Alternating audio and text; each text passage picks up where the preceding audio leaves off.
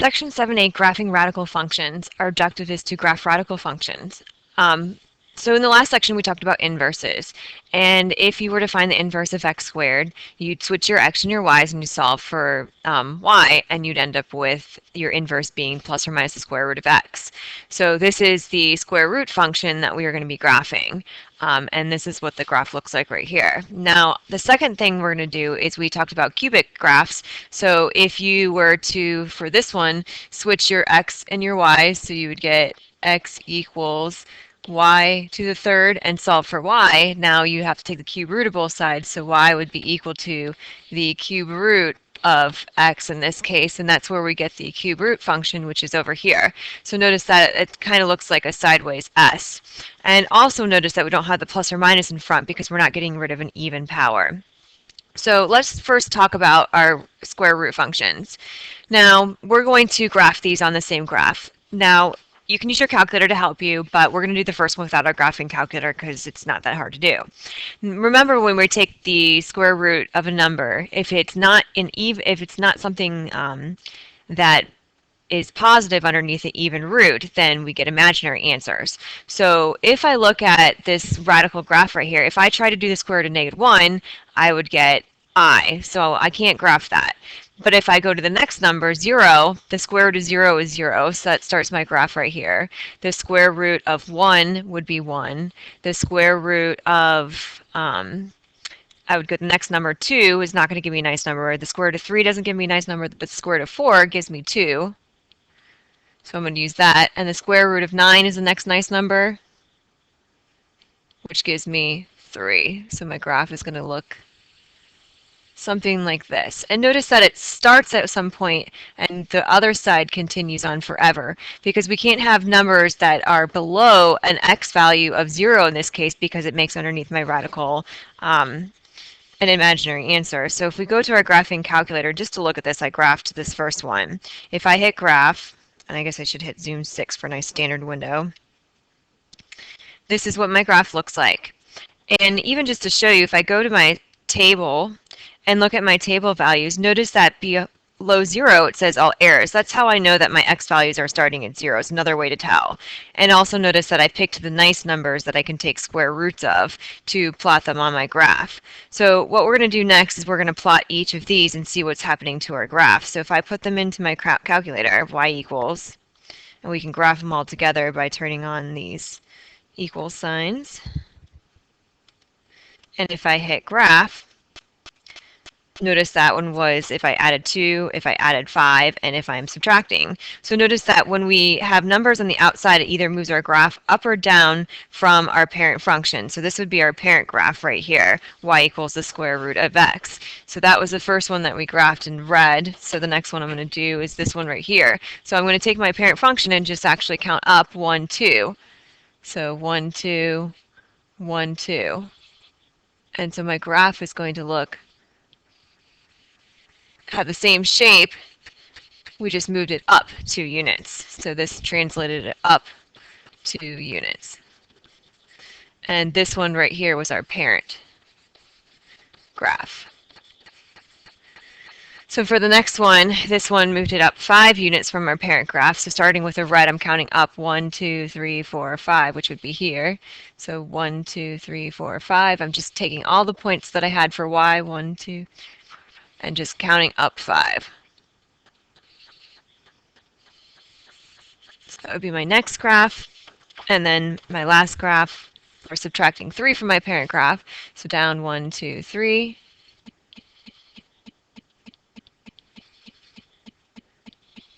And my graph would look like this. And of course, you can use your graphing calculator to help you get that as well. So this one was down 3, and this one moved my graph up 5. So let's go ahead and make a conjecture. Describe the similarities and differences between the graph of y equals the square root of x and the function's graph number 2. Make a conjecture based upon those observations about y equals the absolute value, or y equals square root of x plus k. So k moves the graph up when it's a plus k, and down when it's minus k. And notice that what are we changing? We're changing our range values.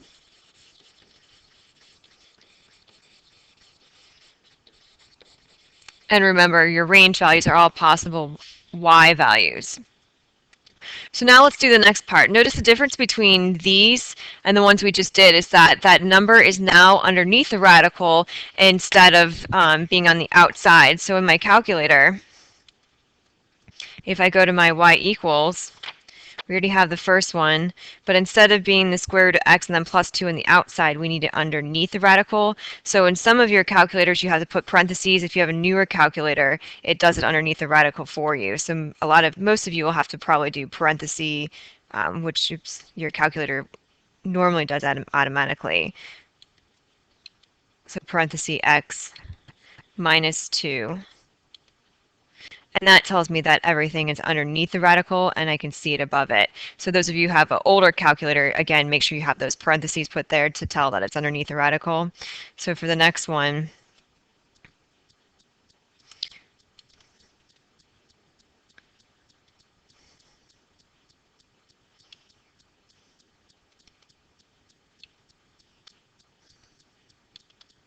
do the same thing.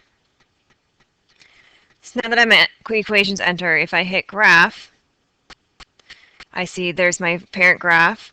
I first did minus 2, minus 5, and then this one out here was plus 5. So I'm going to graph all these. And remember, you can go to your second graph and use your table in order to help you do that and pick nice values. So the first one's easy because the first one is my parent graph. So I'm going to go ahead and graph that in red. So I have 0, the square root of 0 is 0, the square root of 1 is 1, the square root of 4 is 2, and the square root of 9 is equal to 3.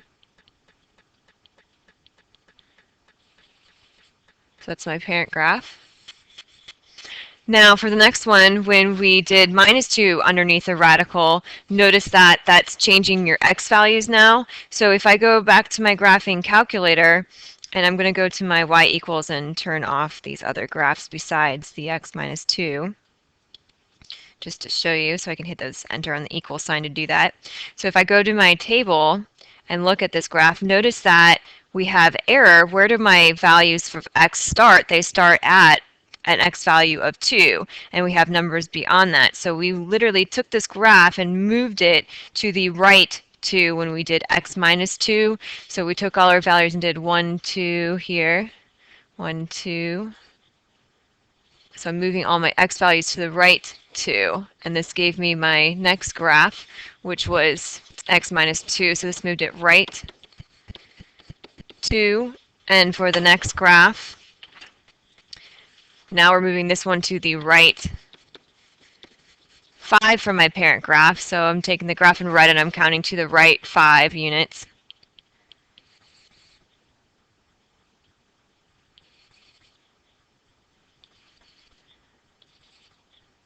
So the graph would look like this.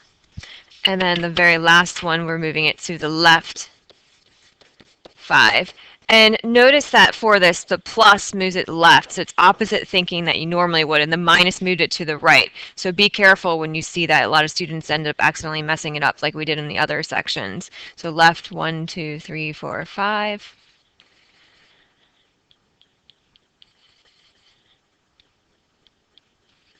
And we get our graph.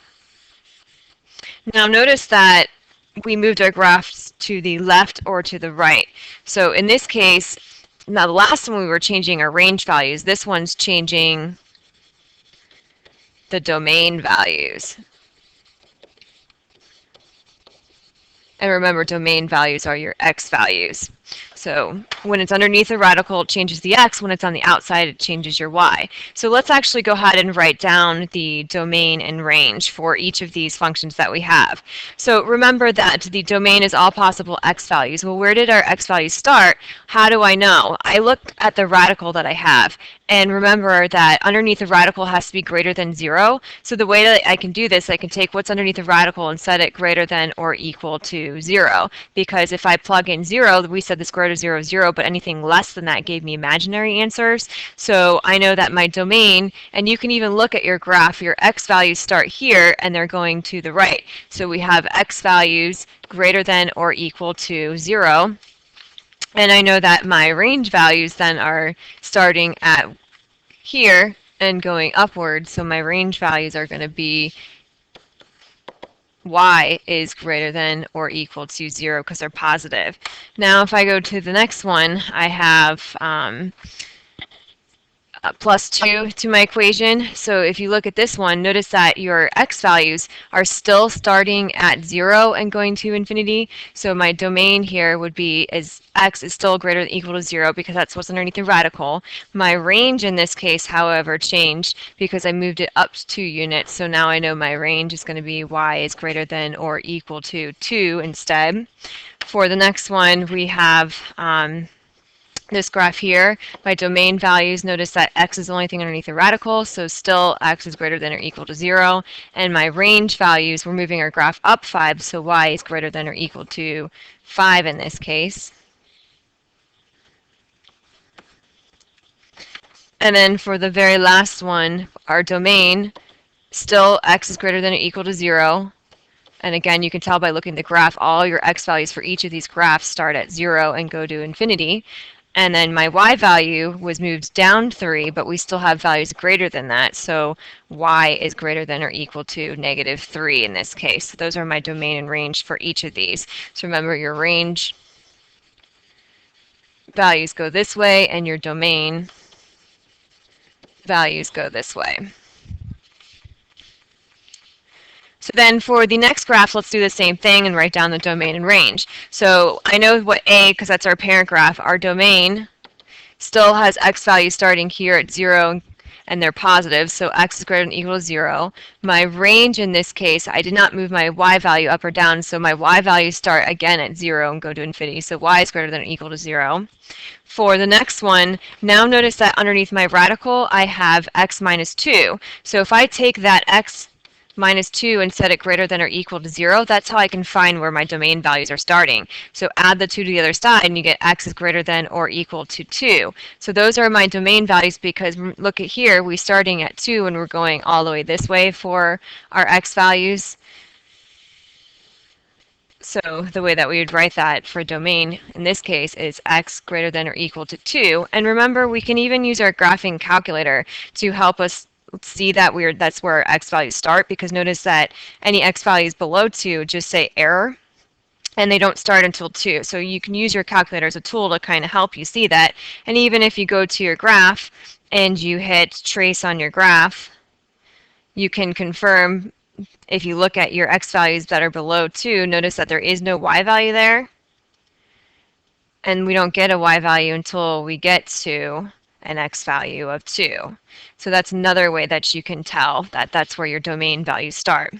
And to tell what your range values are, you can also use your calculator table. So if my x values start at 2, where do my y values start? Well, in this case, they start at 0, and I can do that for all of the graphs. So that's another way to tell your range. So my range in this case, I didn't move my graph up or down at all, so y is greater than or equal to 0. For the next one, my domain, we take what's underneath here and set it greater than or equal to 0. So in this case, x is greater than or equal to 5, so our x minus 5, sorry, is greater than or equal to 0, so x is greater than or equal to 5 when we solve. If we were dividing by negative there, of course, you would also have to flip your inequality sign. So I have x values greater than or equal to 5, and then my range, our y value is greater than or equal to 0 because, again, I didn't move my graph up or down. I just moved it to the right 5. And then for the last one, my domain, take what's underneath the radical. So I have x plus 5, set it greater than or equal to 0. So x is greater than or equal to -5 in this case. So my domain values are x is greater than or equal to -5.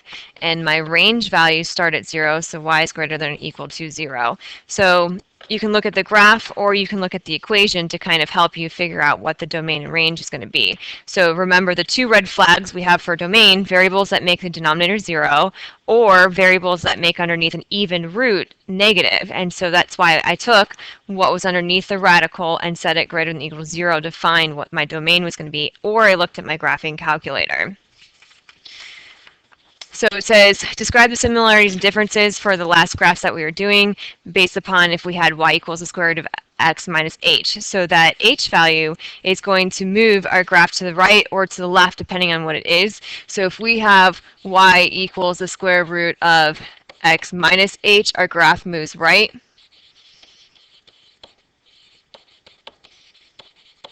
And if our graph is instead y equals the square root of x minus negative h, which would be plus h, we know we're going to move our graph to the left.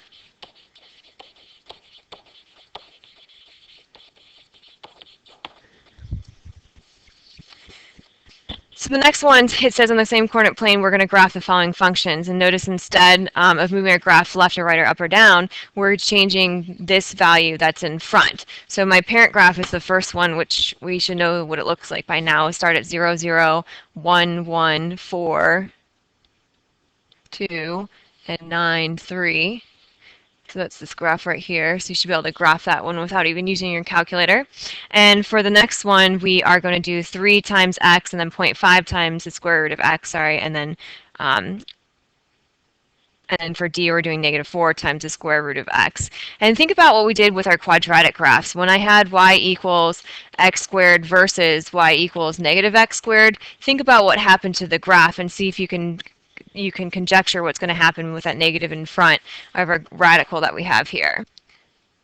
So I plug these in my calculator and I'm going to hit graph to see what they all look like. So that's my first graph, my second graph, third, and last graph. So notice that that negative that we had ended up being this graph right here, so it reflected my graph over the x-axis and makes it open downwards or go downwards.